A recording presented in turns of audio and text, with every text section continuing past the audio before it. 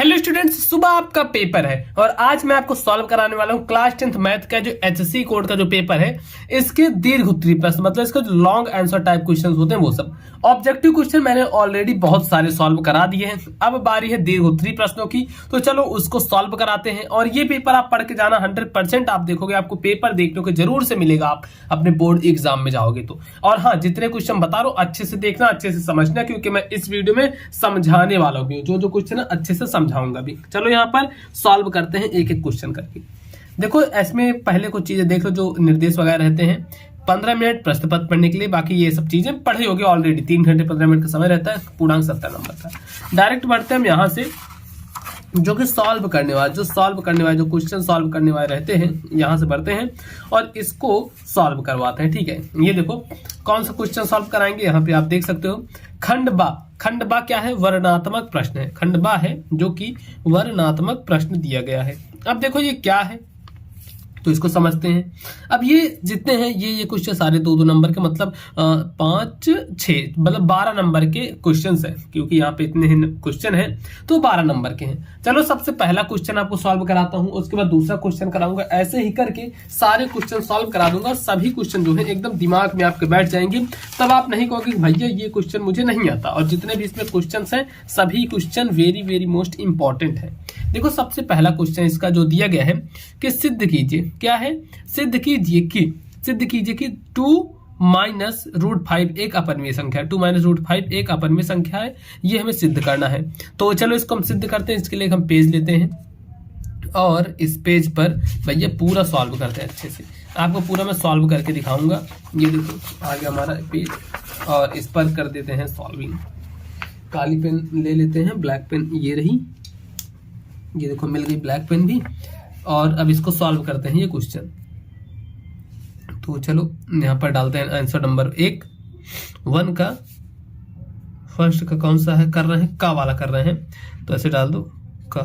ठीक, फर्स्ट का वाला किया जा रहा है, तो इसको हम कर देते हैं फर्स्ट का कर रहे हैं। तो चलो इसको हम स्टार्ट करते हैं। अब इस पर क्या लिखना है कि सिद्ध करना है कि 2 माइनस रूट 5 एक अपरिमेय संख्या है। 2 माइनस रूट 5 एक अपरिमेय संख्या, यह हमें सिद्ध करना है। तो देखो इसको सिद्ध करना है तो सबसे पहले मानना पड़ेगा, क्या मानना पड़ेगा? कि 2 माइनस रूट 5 एक परिमेय संख्या है। तो यहां पर लिखो माना 2 माइनस रूट 5 एक परिमेय संख्या है। 2 माइनस रूट 5 एक परिमेय संख्या है। ठीक, हमने यहां पर मान लिया कि 2 माइनस रूट 5 एक परिमेय संख्या है। अब देखो इसके बाद क्या करना है, इसको थोड़ा पेपर को हम कर देते हैं साइड में, ऐसे सॉल्व कराते हैं तब ज्यादा अच्छे से आपको समझ में आएगा। अब क्या करना है कि परिमेय संख्या कैसी रहती है? परिमेय संख्या P/Q के रूप में लिख सकते हैं। बिल्कुल हम परिमेय संख्या को P/Q के रूप में लिख सकते हैं। तो अब इसको क्या करोगे, जैसे ये दिया गया है तो इसको लिखेंगे P/Q के रूप में। तो ऐसे लिखो 2 माइनस रूट 5, इसको लिख सकते हैं P/Q के रूप में। इतना हो गया। अब उसके बाद फिर इसको आते हैं करते हैं। अब जैसे यहाँ 2 माइनस रूट 5 दिया गया है तो 2 ऐसे ही रहेंगे, 2 ऐसे ही रहने देंगे। ये जो P/Q को इस साइड ले आएंगे बराबर के, तो प्लस में है माइनस में हो जाएगा, P/Q बनेगा। और बराबर ये जैसे माइनस रूट 5 है तो इस साइड इसको ले आएंगे तो ये बनेगा रूट 5। ठीक, ऐसे हो जाएगा। अब इतना होने के बाद इतना चीज समझ में आई। अब क्या करोगे, इसको सॉल्व कर लेते हैं थोड़ा। यहाँ पर बटे 1 समझ लो क्योंकि कुछ नहीं है तो, और इन दोनों का एलसीएम लोगे तो आएगा Q। 1 से Q में 2Q हो जाएगा। ठीक, क्या बचेगा 2Q माइनस Q इकन्नम Q, और यहाँ पर P हो जाएगा बराबर रूट 5। अब ये आ गया। इसको क्या करो, एक समीकरण 1 मान लो, इसको मान लो या फिर इसको, चलो मान लो इसी समीकरण 1 मान लेते हैं। ठीक, अब यहां पर देखो ये इतना बराबर है इसके, इतना बराबर है रूट 5 ये। लेकिन आपको ये पता होगा, अब फिर यहां से लिखना है। देखो ये सब चीजें आपको लिखनी पड़ेगी। फिर लिखना समीकरण 1 के अनुसार, समीकरण 1 ये जो हमने समीकरण माना था, समीकरण 1 के अनुसार इतना लिखना कि समीकरण 1 के अनुसार यदि P/Q एक परिमेय संख्या है। समीकरण 1 के अनुसार यदि, ये सब चीजें ऐसे लिखनी पड़ेंगी, यदि P/Q एक परिमेय संख्या है यदि p बटे क्यू एक परिमेय संख्या है तो फिर लिखना है तो 2 माइनस p बटे क्यू भी ये वाला ये जो दिया 2 माइनस p बटे क्यू भी एक परिमेय संख्या होगी। परिमेय, और ये क्वेश्चन काफी ज्यादा इंपॉर्टेंट है, परिमेय संख्या होगी। ठीक, ऐसे कर देना है। अब उसके बाद लेकिन क्या, फिर अब लिखना है कि अतः हम कह सकते हैं, अगर देखो p बटे क्यू एक परिमेय संख्या है इतना, तो हम क्या कह सकते हैं कि √5 भी एक परिमेय संख्या है, क्योंकि अगर ये परिमेय संख्या है तो √5 भी एक परिमेय संख्या होगी। तो लिखना है कि अतः अब हम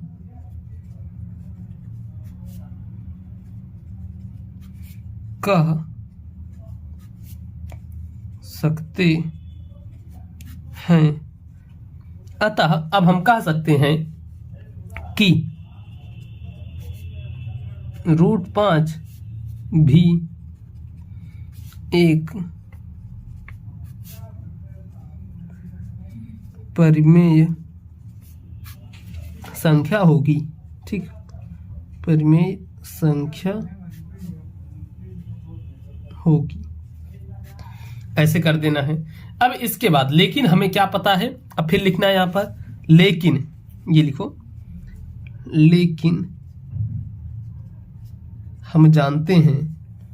आप कहोगे भैया मैथ का क्वेश्चन करा रहे हो या हिंदी करा रहे हो, इतना ज्यादा लिखवा दे रहे हो, तो देखो ये सब लिखना पड़ेगा तब नंबर मिलेगा। अगर आप चाहते हो नंबर लेना तो ऐसे लिखना, लेकिन हम जानते हैं कि √5 एक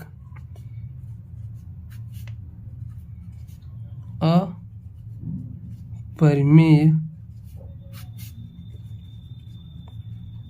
संख्या है। लेकिन हम जानते हैं कि √5 एक अपरिमेय संख्या है। अतः फिर लिखोगे अतः,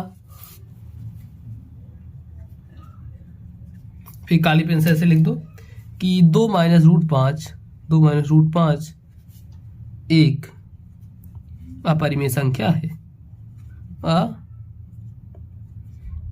अपरिमेय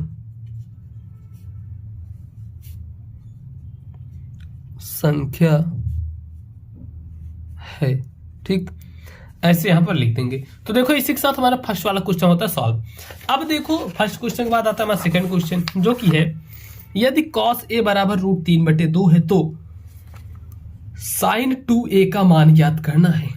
कह रहा है कि cos a बराबर √3/2 है तो sin 2a का मान ज्ञात करना है। तो चलो इसको हम मान ज्ञात कर लेते हैं कि cos a बराबर √3/2, यहीं पे कर ले खा वाला भी।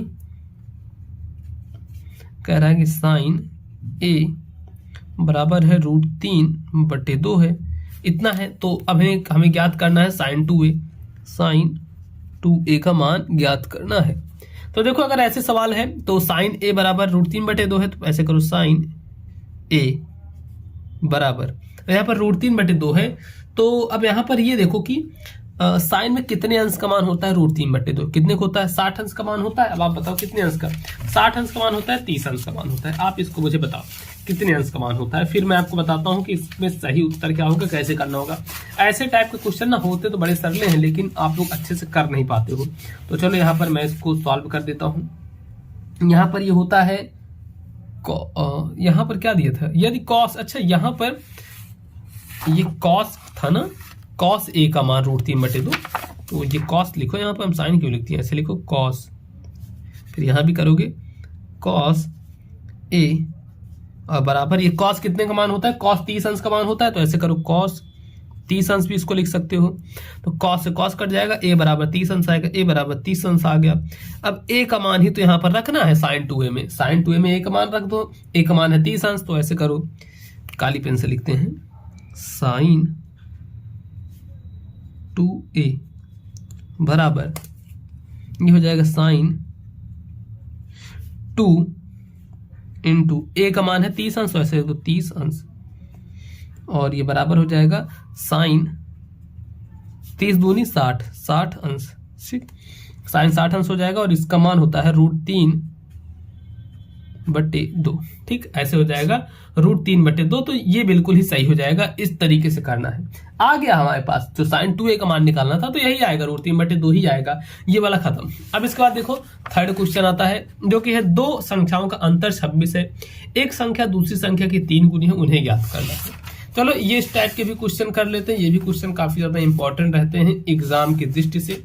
तो कह रहा है कि दो संख्याओं का जो अंतर है, मतलब दो संख्याओं का अंतर मतलब हुआ कि माइनस करने पर वो 26 है, और एक संख्या क्या है, दूसरी संख्या की 3 गुनी है। तो इस टाइप के क्वेश्चन भी चलो सॉल्व कर लेते हैं, काफी ज्यादा इंपॉर्टेंट होता है। आइए देखते हैं, ठीक, ये कैसे होगा।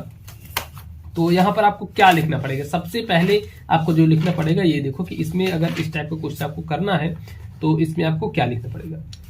पेज ये वाला यही वाला ले, फिर चलो दूसरा पेज हम ले लेते हैं।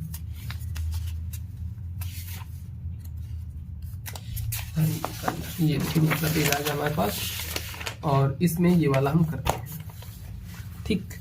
ये कौन सा क्वेश्चन है, तीसरा नंबर है, यहाँ पर डालो तीसरा नंबर, तीसरा मतलब का खा गा वाले डालते हैं।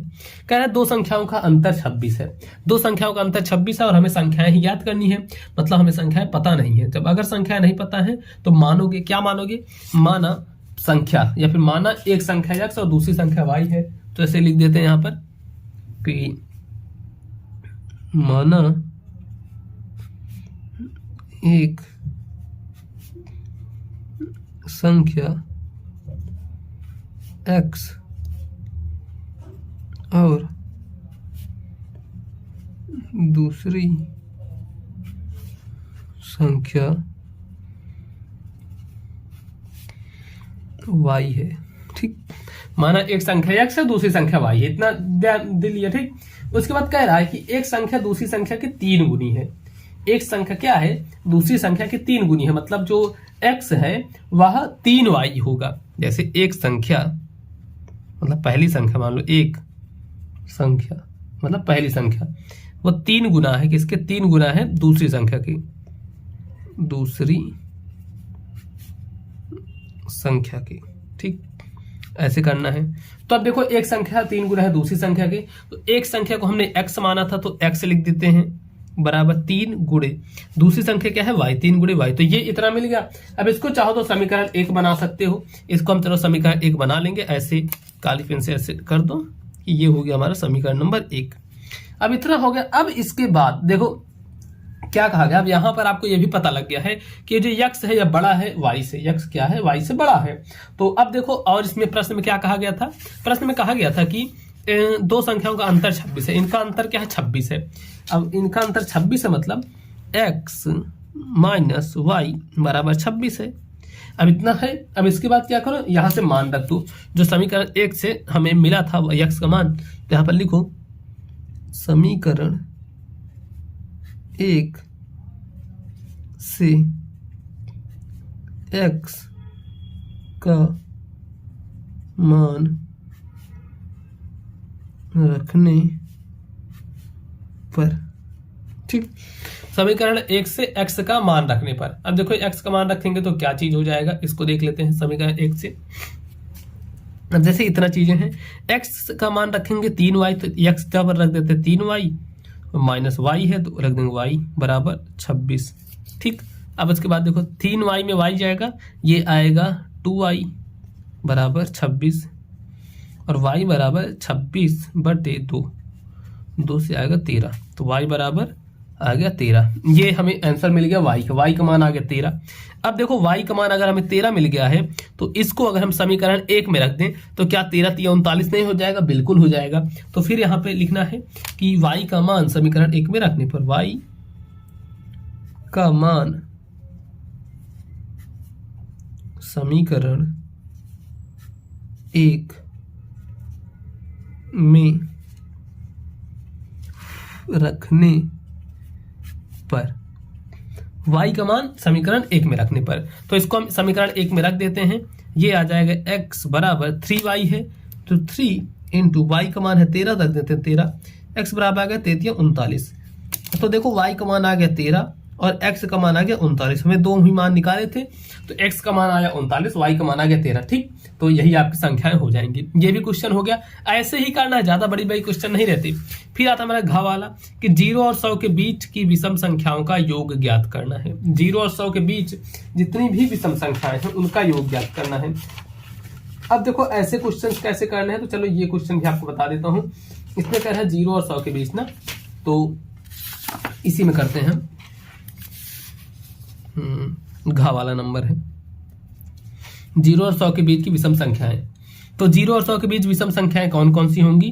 पहली तो हो जाएगी 1, फिर 3, फिर आती है हमारी 5, फिर है 7, ऐसे ऐसे करते करते 99 तक जाती है। तो अब अगर ऐसे आ गए तो इनके बीच विषम संख्याओं का योग ज्ञात करना। योग ज्ञात करना मतलब क्या ज्ञात करना है? हमें यश पूरा ज्ञात करना है। यश ज्ञात करने के लिए क्या क्या चाहिए होता है? सबसे पहले प्रथम पद चाहिए होता है ए। तो देखो क्या हमें प्रथम पद पता है? प्रथम पद जिसे हम बोलते हैं ए बराबर होगा फर्स्ट वाला A1। ठीक, उसका सारवंतर चाहिए होता है डी। सारवंतर डी मतलब A2 minus A1। A2 minus A1 मतलब 3 माइनस 1 बराबर 2। ये हो जाएगा सारवंतर, आ गया हमारा 2। ठीक, इतना हो गया। अब उसके बाद अंतिम पद हमारे पास क्या हो जाएगा? 99 है। तो यहां पर लिख देते हैं हम अंतिम पद क्या है? 99। यहाँ पर हमने 99 कर दिया। अब देखो इसके बाद क्या करते हैं, इतना हो गया अब सबका। ठीक, उसके बाद देखो समांतर श्रेणी में जो पद की अब संख्या, अब सबसे पहले क्या करोगे? पद की संख्या निकाल लोगे। इतनी चीज अगर आपको पता लग गई तो क्या करना है, यहाँ पर पदों की संख्या निकाल लेनी है। पदों की संख्या मतलब n कैसे निकालोगे? n का जो सूत्र होता है वह होता है l minus a upon d plus 1। ठीक, तो यल का मान कितना आ गया? यल मतलब जो लास्ट पद है, अंतिम पद। यल से मतलब हुआ लास्ट पद जो अंतिम पद है। तो देखो अंतिम पद क्या है हमारे पास? 99 है, तो ऐसे रख दो 99। ठीक, अब इतना करने के बाद फिर माइनस है डी हमारे पास देखो अभी आया 2, रख दो 2 बट्टे यल माइनस ए है ना, तो ए का मान क्या है? ए का मान है 1, तो 1 रखेंगे बट्टे डी का मान है 2 प्लस 1। इसको सॉल्व करेंगे, इसको सॉल्व करेंगे आएगा 99 गया 98 बट्टे 2 प्लस 1। और 98 मतलब क्या हुआ कि 2 से काटेंगे, 2 चौका 8, 2 9 18 प्लस 1 बराबर 50। ठीक, ये आ गया 50। जो हमें यन का मान मिला 50 मिल गया। तो अब इनका योगफल ज्ञात कर लो। देखो मेन चीज रहता है सूत्र का। अगर आपको सूत्र पता है तो आप आराम से कर लोगे। तो देखो यस बराबर हो जाएगा n अपॉन टू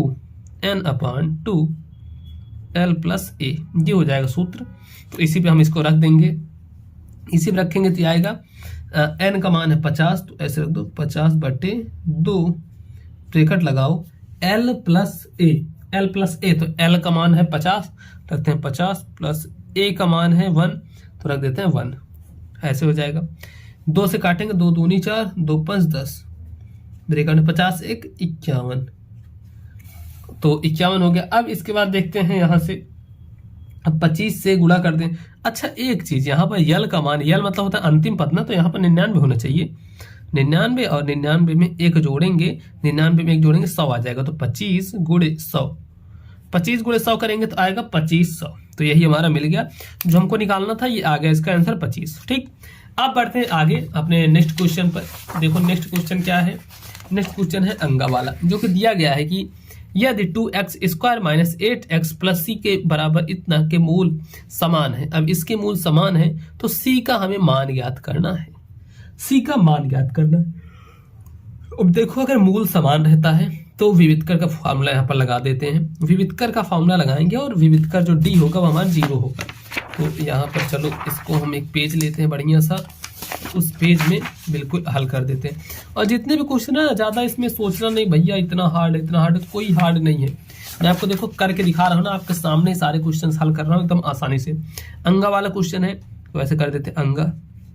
यदि पहले जो समीकरण है इसको यहाँ पर लिख देते हैं, क्या है 2x square minus 8x plus सी बराबर 0। इसके मूल समान है तो यहाँ जो फॉर्मूला लगेगा वह लगेगा विविधकर डी बराबर क्या होता है दोस्तों? B square minus 4ac, B square minus 4ac। D का मान 0 है, 0 रख दो। बी स्क्वायर मतलब माइनस 8 का स्क्वायर माइनस 4ac, 4 इंटू ए का मान है 2 और सी का मान ही हमें निकालना है, तो यहाँ पर 0 है ही, बराबर -8 है स्क्वायर, तो 8 9 64, माइनस माइनस प्लस हो जाएगा, और यहाँ फिर माइनस से चिन्ह माइनस लगाओ, 4 दूनी 8 और यहाँ पर सी है तो 8c। फिर उसके बाद देखो आ जाएगा, जैसे 64 है उधर -8c है तो इसको उस तरफ लिए जाओ, 8c प्लस में हो जाएगा बराबर 64, और c बराबर 64/8 हो जाएगा, और c बराबर 64 8 28 64 8 बढ़ जाएगा, तो देखो c बराबर आ गया 8, जो हमें निकालना था एकदम आसानी से हमने यहाँ पर निकाल दिया। अब देखो आते हैं आगे नेक्स्ट क्वेश्चन, जो कि अंगा के बाद नेक्स्ट आता है चा वाला। ये देखो अंगा के बाद आता है चा वाला। मैं आपको कहा था ना सारे क्वेश्चन कराऊंगा सॉल्व, और सारे क्वेश्चन में करा रहा हूँ, पहले मैंने आपको पेपर दे दिए थे और अब सारे क्वेश्चंस करा रहा हूँ, ठीक। तो देखते हैं, ये चा वाला नंबर है। चा वाला क्या है, जो कह रहा है कि ये समीकरण x-1 upon x, x-1 upon x बराबर 3, तो x बराबर 0 के मूल ज्ञात करने हैं। अब इसके मूल ज्ञात करना, तो चलो इसको भी हम देखते हैं। तो देखो अगर इसको हमें सॉल्व करना है तो क्या करना पड़ेगा, सबसे पहले ये जो फॉर्म में दिया गया है x-1 अपॉन x बराबर 3, इतना दिया गया है, तो इसको क्या करते हैं, एक हम द्विघात समीकरण के रूप में रख लेते हैं, ठीक है, मतलब समीकरण के रूप में बनाएंगे। तो देखो कैसे बनाओगे, इसका सबसे पहले यहाँ पर एलसीएम लोगे, x आएगा एलसीएम, x से x में करोगे और x से x में गुणा करोगे तो x स्क्वायर हो जाएगा, माइनस x से एक बार और 1 से 1 में गुणा करेंगे 1 होगा, और यहाँ पर 3। तो अब देखो इसका तिर्यक गुणा कर दोगे, x स्क्वायर है ही तो ऐसे करोगे x स्क्वायर -1 बराबर 3x से करोगे ये हो जाएगा 3x, इसको भी इधर ले आओ, ये बनेगा x square minus 3x minus 1 बराबर 0 के। अब इतना हो गया।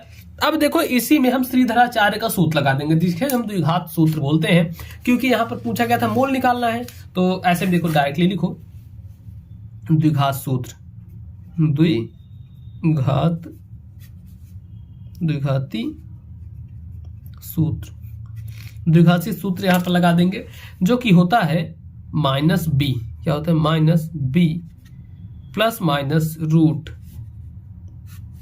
b square minus 4ac upon 2a, इस तरीके से होता है द्विघाती सूत्र, ठीक।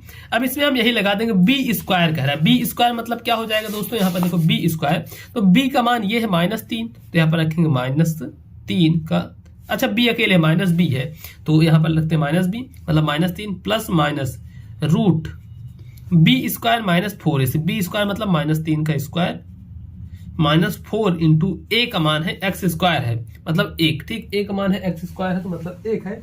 तो इसके बाद देखते हैं हम क्या, तो इसको यहाँ पर कर देते हैं हल। देखो हल कैसे करोगे, अपॉन ये देखो 4a का मान 1 है और c का मान भी है 1, तो 1 है मतलब -1 है, ठीक।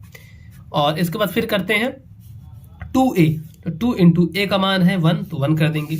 अब इसी को कर देना है सॉल्व करोगे, -3 है ऐसे लिख दो, -3 प्लस माइनस और फिर है रूट b स्क्वायर माइनस 4 से, b स्क्वायर मतलब -3 का स्क्वायर, 3 त्रिक का 9 माइनस 4ac, तो ये हो जाएगा -4 इंटू -1, तो 4 एकन्नम 4 और यहाँ माइनस माइनस हो जाएगा प्लस और 1 बटे 2 एकन्नम 1 करेंगे तो कितना हो जाएगा, तो देखो 2 एकन्नम 1 कितना होगा, यहाँ पर नीचे देखो 2 एकन्नम 1 होगा, यहाँ पर 2 एकन्नम होगा 2, ठीक, 2 कर देंगे। और इसको अब करते हैं सॉल्व। देखो इसको सॉल्व करोगे तो कैसे आएगा, बराबर, और यहाँ पर जैसे 4 एकन्नम 4 होना चाहिए तो यहाँ पर 4 हो जाएगा, 4 रहेगा। अब देखो अब सही है बिल्कुल। अब फिर यहाँ -3 है तो कर दोगे -3 प्लस माइनस और रूट 9 4 13 बटे 2, इस तरीके से आ जाएगा। तो इसमें कहा गया था मूल निकालने के लिए, मूल निकालना मतलब प्लस और माइनस दोनों होता है, तो ऐसे लिखना कि अतः 2 मूल। अब 2 मूल क्या क्या आ गए, सबसे पहला मूल आएगा प्लस वाला ले लेते हैं, प्लस वाला चिन्ह लेकर, तो -3 प्लस रूट 13 बट्टे 2, ये पहला मूल आ जाएगा। और दूसरा मूल ले लेंगे कौन सा, माइनस वाला लेके, तो ये आएगा -3 माइनस रूट 13 बट्टे 2, ये हो जाएगा माइनस वाले के। तो देखो इस तरीके से हो जाएगा। तो ये जो फर्स्ट वाले में जितने पार्ट थे 6, ये मैंने करा दिए हैं। अब जैसे मैंने आपको बताया कि सारे पार्ट ऐसे आते जाएंगे छोटे छोटे वीडियोस में, तो अब क्या होगा, अब सेकंड पार्ट अभी कराऊंगा जिसमें ये सारे क्वेश्चंस मैं लेकर आपको बताऊंगा। तो ऐसे करके पूरा क्वेश्चन पेपर 1-2 वीडियो में खत्म कर दूंगा। तो आप लोग ऐसे देखते रहो, अच्छे से समझते चलो, छोटी छोटी वीडियोस रहेंगी आधे आधे घंटे की, तो आपको समझ में आ जाएगा। तो ऐसे मैं पूरा पेपर सॉल्व करवा दूंगा। बाकी वीडियो को देखते रहो और वीडियो को लाइक कर देना। चैनल पर नए हो भाई तो चैनल को जोर से आप लोग सब्सक्राइब कर लेना।